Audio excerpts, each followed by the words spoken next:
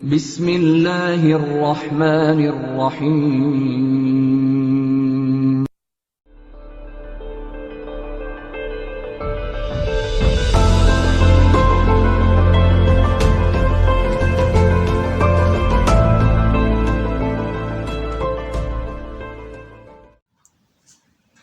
बिस्मिल्लाहिर्रहमानिर्रहीम। अस्सलाम वालेकुम। Welcome students.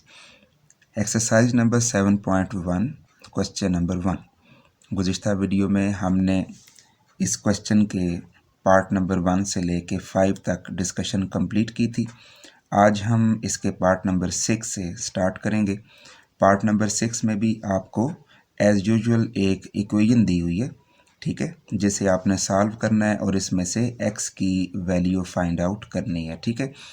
तो इक्वेशन कुछ इस तरह से है, x/3x - 6 is equal to 2 - 2x/x - 2, coma के बाद x नॉट इक्वल टू 2 लिखा हुआ है। तो स्टूडेंट्स, फर्स्ट ऑफ ऑल आपने ये बात जहन में रखनी है कि इन क्वेश्चंस में अगर कोमा के बाद कोई इस तरह की कंडीशन दी हो, जैसा कि पार्ट नंबर 6, 7, 8, 9 एंड 10, इन तमाम पार्ट्स में अगर आप देखेंगे अपनी बुक्स पे तो आपको इस तरह की एक कंडीशन ज़रूर नज़र आएगी। तो ये आपके लिए जान लेना बहुत ज़रूरी है कि ये जो एक कंडीशनल स्टेटमेंट आपको नज़र आती है, इसका हमारे क्वेश्चन के सॉल्यूशन के साथ कोई ताल्लुक़ नहीं होता, लेकिन फिर ये यहाँ पे दी क्यों हुई है, इसका मकसद क्या है, इसके बारे में भी हम इस क्वेश्चन के एंड पे जाके ज़रूर डिस्कस करेंगे, ठीक है। बहरहाल आपका जो क्वेश्चन है वो यहाँ से लेके सिर्फ यहाँ तक ही होगा जिसे हमने सॉल्व आउट करना है। कोमा के बाद ये चीज़ आपकी क्वेश्चन के सॉल्यूशन में यूज़ कहीं पे नहीं होगी। स्टूडेंट्स, इसके बाद अब एक और अहम बात ज़रा गौर से सुन लें कि गुज़िश्ता जो आपने पार्ट नंबर 1 से लेके पार्ट नंबर 5 तक वर्किंग की, तो आपने उसमें देखा, ये आपके सामने बुक में हम ले आते हैं, आपने इसमें ये देखा होगा कि इन तमाम पार्ट्स में किसी भी क्वेश्चन में डिनोमिनेटर जो था उसमें वेरिएबल इन्वॉल्व नहीं था, यानी उसमें कोई x, y, z वगैरह कोई ऐसा वेरिएबल मौजूद नहीं था। पार्ट नंबर 1 में देखें, 2 में, 3 में, 4 में, 5 में, ठीक है। लेकिन पार्ट नंबर 6 से ऑनवर्ड जितने भी पार्ट्स हैं, अब उनमें ये एक बड़ा अहम चेंज आ रहा है कि आपके पास जो डिनोमिनेटर्स हैं उनमें भी x जो है वो इन्वॉल्व हो रहा है। आप देख सकते हैं कि सब में x इन्वॉल्व है। सो इनके लिए हम थोड़ा सा अपना जो मेथड है उसको स्विच करेंगे एक नई जानिब, ठीक है। तो उसको समझने से पहले हम एक ज़रूरी बात यहाँ पे ज़रा साइड पे ही समझ लेते हैं, ठीक है। चलिए हम इसको थोड़ा सा इधर देख लेते हैं, ठीक है।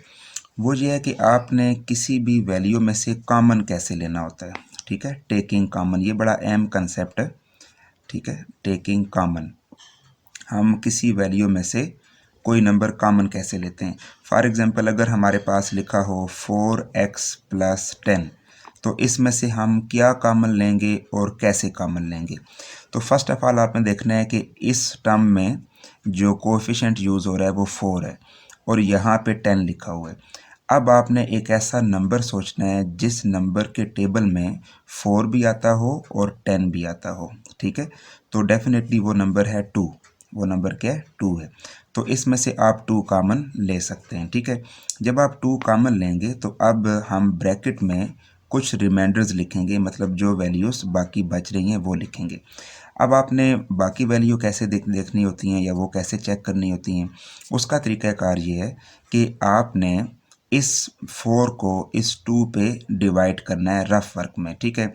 आप अगर ख़ुद सोचेंगे तो आपके जहन में आ जाएगा कि जब 4x को 2 पे डिवाइड किया जाए तो कैंसिलेशन के बाद हमारे पास 2x बच जाएगा। तो इसका मतलब ये है कि यहाँ पे हम लिखेंगे 2x, फिर प्लस है।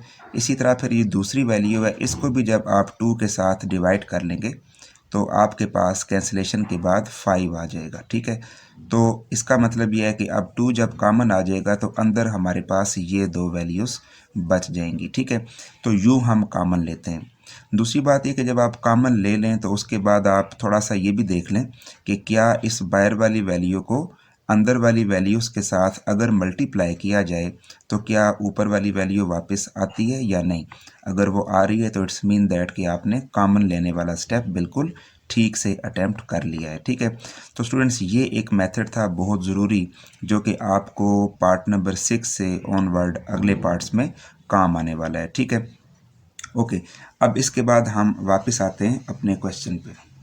जी, अब आप देखें कि फ़र्स्ट ऑफ ऑल हमने देखना है कि जो डिनोमिनेटर्स आपको दिए हुए हैं, ये डिनोमिनेटर्स दो आपको नज़र आ रहे हैं। ठीक है, तो इनमें से क्या कोई ऐसा डिनोमिनेटर तो नहीं है कि जिसमें से हम कुछ कॉमन ले सकते हों। ठीक है, ज़रूरी नहीं है कि सब डिनोमिनेटर में कॉमन आ रहा हो, किसी एक में भी आ सकता है और ये भी हो सकता है कि सब में भी कॉमन लेना पड़ जाए आपको। तो यहाँ पे हमें ऑब्ज़र्व करना पड़ेगा। तो सबसे पहले अगर 3x-6 को देखा जाए तो बिल्कुल इसमें से हम कॉमन ले सकते हैं। बाकी रहा x-2 तो इसमें से कुछ भी कॉमन नहीं लिया जा सकता। ठीक है, सो अब हम ऐसा करते हैं कि यहाँ से पहला स्टेप हमारा यही होगा कि x/3x-6 में से देखते हैं कि कॉमन क्या आता है। तो बिल्कुल उसी तरह जैसे भी आपको साइड पे मैंने एग्जांपल में समझाया, आप सोचें कि वो कौन सा टेबल है जिसमें 3 भी आता है और 6 भी आता है, तो डेफिनेटली वो 3 ही है। तो 3 कॉमन आ जाएगा। अब अंदर आपके पास यहाँ पे 3x को जब 3 पे डिवाइड करेंगे तो 1x यानी सिर्फ x बच जाएगा। 1x की बजाय आप सिर्फ x भी लिख सकते हैं। और 6 को जब 3 पे डिवाइड किया जाएगा तो आपके पास 2 बच जाएगा। ठीक है, तो ये हमने कॉमन ले लिया। इज़ इक्वल टू आगे ये 2 इसी तरह, फिर माइनस है, फिर ये 2x है डिवाइडेड बाय x-2। स्टूडेंट्स ये एक यूँ समझ लें कि नया स्टेप इसमें ऐड हुआ इन क्वेश्चंस में, ख़ास तौर पे जिसमें हमने कॉमन लिया था। अब इसके बाद ये क्वेश्चन बिल्कुल पुराने पैटर्न पे वापस आ जाएगा, यानी कि हमने देखा कि हमारे इस स्टेप में फ्रैक्शनल वैल्यूज़ भी मौजूद हैं। तो हम सबसे पहले उनकी फ्रैक्शन को ख़त्म करेंगे। फ्रैक्शन ख़त्म करने का तरीक़ाकार ये था कि आप इक्वल की दोनों साइड्स पे डिनोमिनेटर्स का एलसीएम ले लें।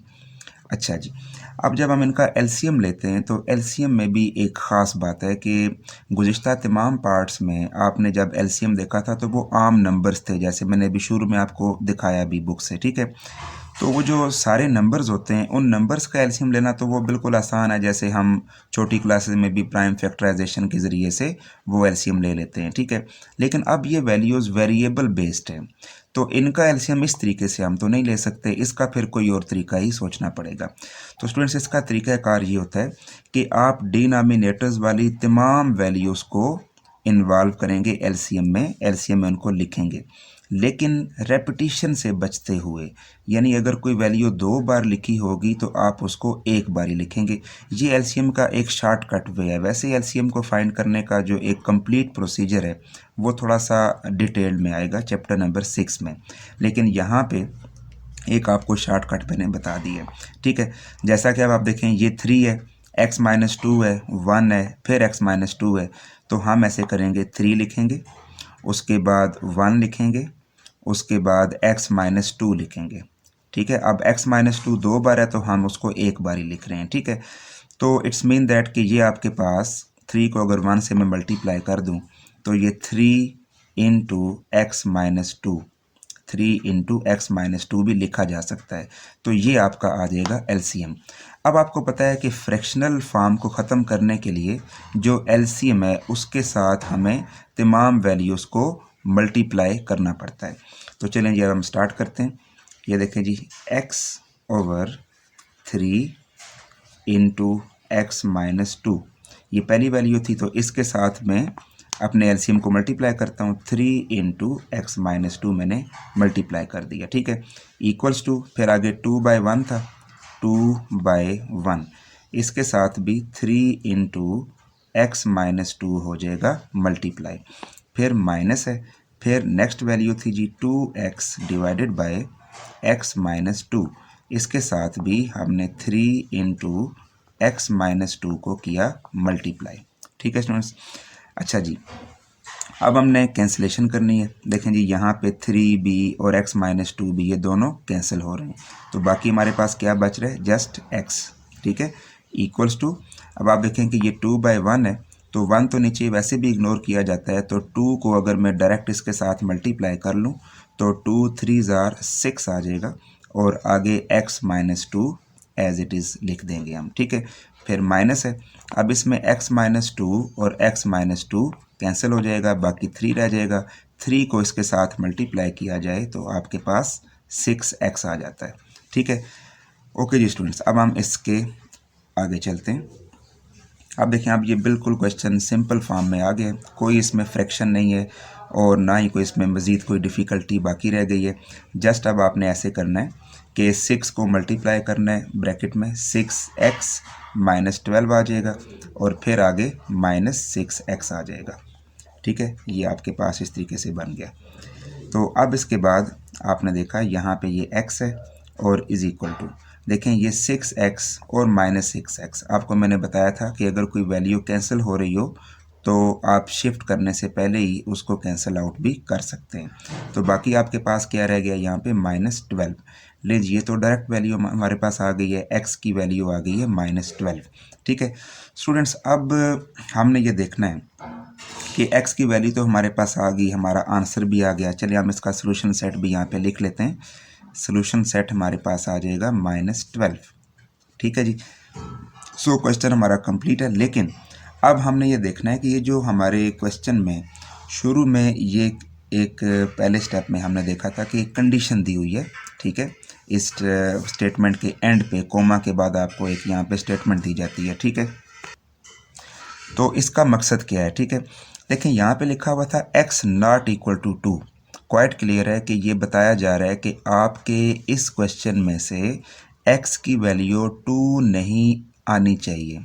ठीक है, यानी अगर x की वैल्यू आपके पास एंड पे 2 आ जाती, यहाँ पे x की वैल्यू 2 आ जाती, तो हम उसको कभी भी सोल्यूशन सेट में नहीं लिख सकते थे।